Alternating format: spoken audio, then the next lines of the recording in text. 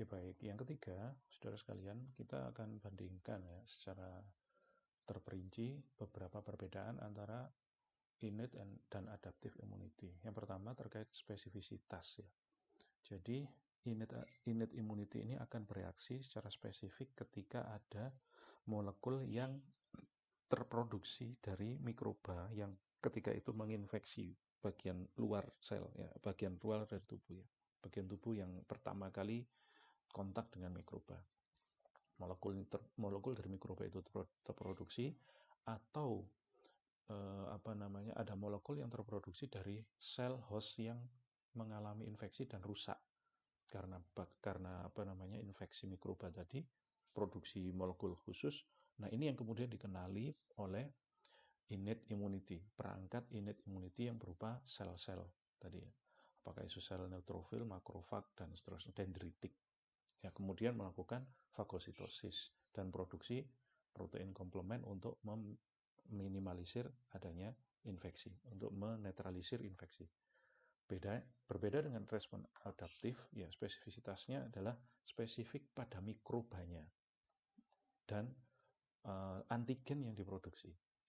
Jadi kalau adaptif ini artinya lebih bisa mengenali lebih detail.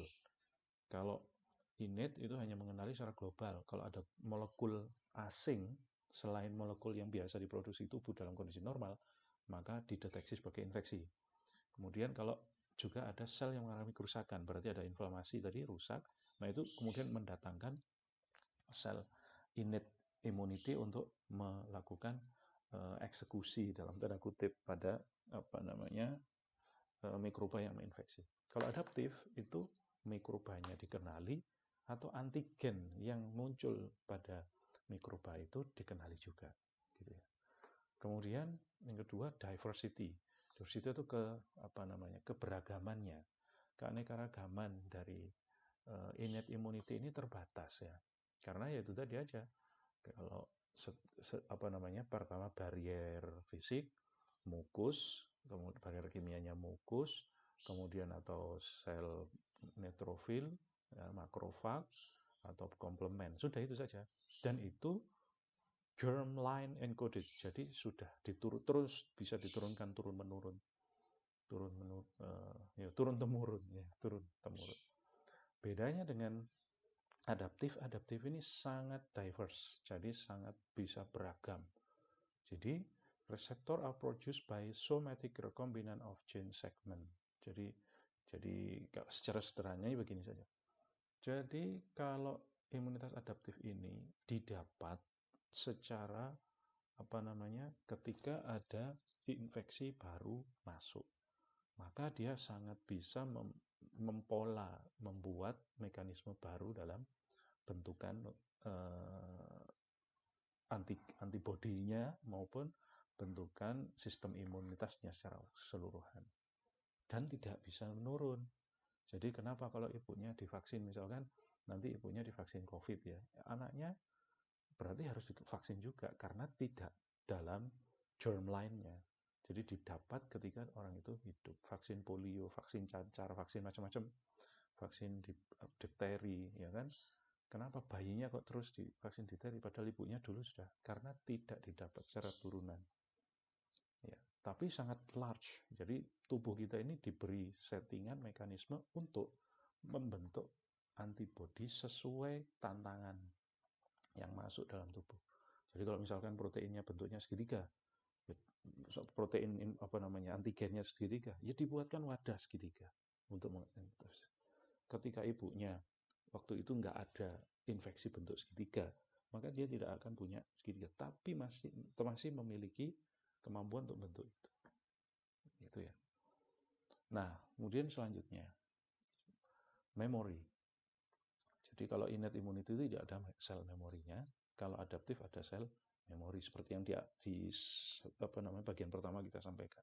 Adanya memori ini menunjang ketika ada infeksi gelombang 2 dengan barang yang sama atau dengan mikroba yang sama, dia langsung cepat mereaksi gitu ya.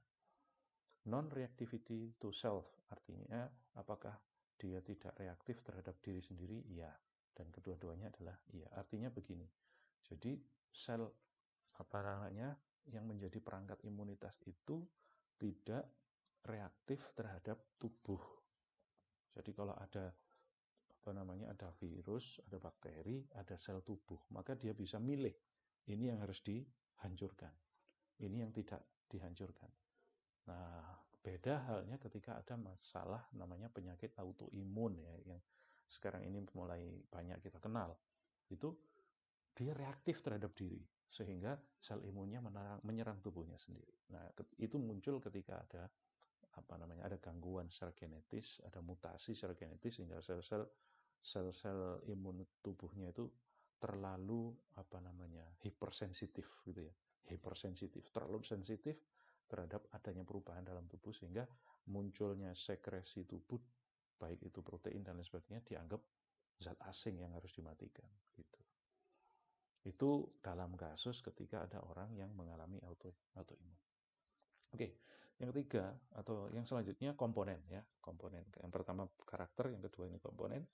Komponen yang pertama cellular and chemical barrier, barrier seluler dan barrier chemical. Kalau innate immunity itu barrier selulernya adalah sel-sel kulit gitu ya, mucosal epithelial dan antimicrobial molekul, molekul antimikrobia. Contohnya ada molekul namanya catelicidin. Catelicidin ini molekul yang diproduksi oleh sel epitel yang ternyata juga memiliki aktivitas antimikroba secara luas, broad spectrum gitu ya. Nah, ini juga menarik.